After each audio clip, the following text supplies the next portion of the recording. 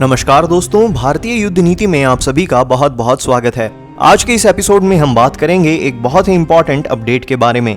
Indian express, CNN, economic times जैसे prominent news outlets के हवाले से खबर आई है कि ज़ेनहुआ डेटा इंफॉर्मेशन प्राइवेट लिमिटेड, जो एक चाइनीज इंफॉर्मेशन टेक्नोलॉजी कंपनी है, इस कंपनी ने पूरे विश्व भर में 2.4 मिलियन प्रोमिनेंट पर्सनैलिटीज, जिसमें 10,000 भारतीय ऑर्गेनाइजेशन और VVIPs जैसे prime minister, president, armed forces, defence minister, CAG, chief justice, इन सब के डेटा को चुराया है।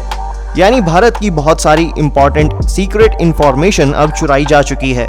इसका खुलासा इंडियन एक्सप्रेस की एक इन्वेस्टिगेशन ने किया है। सोचिए, यदि किसी बाहर के आदमी को आप कहां जाते हैं, क्या खाते हैं, कौन सी साइट्स पर विजिट करते हैं, आपके सोशल मीडिया IDs और उनके पासवर्ड्स, आपकी बैंक डिटेल्स, सब कुछ पता लग जाए तो आपको कैसा लगेगा। ठीक ऐसा ही यहाँ पर ज़ेनहुआ ने करने की कोशिश की है।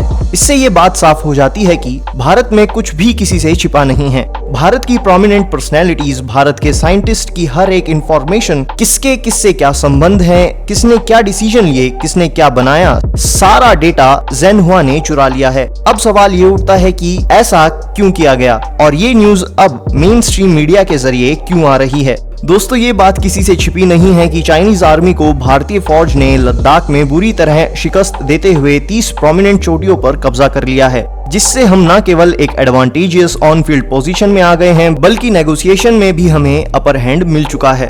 दोस्तों, जैसे शतरंज मोहरों से नहीं बल्कि दिमाग से खेली जाती है, वैसे ही युद्ध वास्तव में सेनाओं के बीच में नहीं बल्कि सेनाओं को कंट्रोल करने वाली ताकतों के बीच में लड़ा जाता है।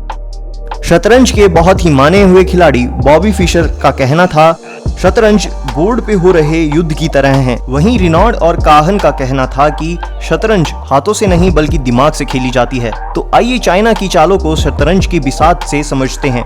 आप जो अपनी स्क्रीन पर बोर्ड देख रहे हैं, इसमें काले मोहरे हैं भारत के और सफेद हैं चाइना के।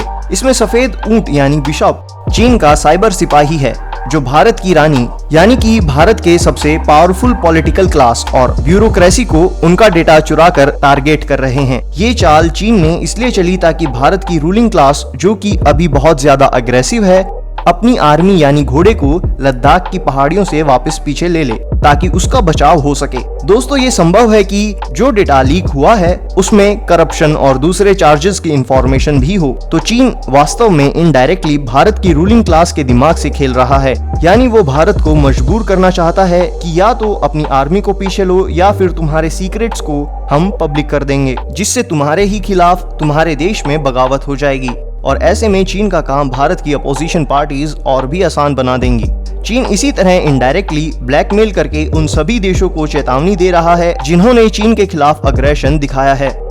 ऐसा भी हो सकता है कि ये सब वास्तव में झूठ हो और ये सब केवल एक प्रोपेगेंडा के तहत किया जा रहा है। चाइना जानबूझ के डेटा को मॉडिफाई कर सकता है, उसमें बहुत से झूठ भर के भारत की इलाइट क्लास को बदनाम करके भारत में दंगे भड़काने की कोशिश कर सकता है। ऐसे में अगर भारत अपने घोड़े यानी अपनी आर्मी को पीछे लेता है तो चाइना के घोड़े यानी पीपल्स लिबरेशन आर्मी जमीन पर कब्जा करते हुए आगे आ जाएगी और भारतीय आर्मी को फिर से टारगेट करेगी, जैसा कि आप इस बोर्ड पर देख भी सकते हैं। तब हमें और यूनिट्स को पीछे लेना पड़ सकता है। ये उनकी सलामी स्लाइसिंग टैक्टिक का ही नमूना है। भारतीय सरकार ने इस डेटा लीक को प्रोब करने के लिए अलग से कमेटी का गठन तो किया है, मगर अब भारत की अगली चाल क्या हो सकती है, ये हम आने वाले एपिसोड्स में जानेंगे। तब तक के लिए जय मां भारती।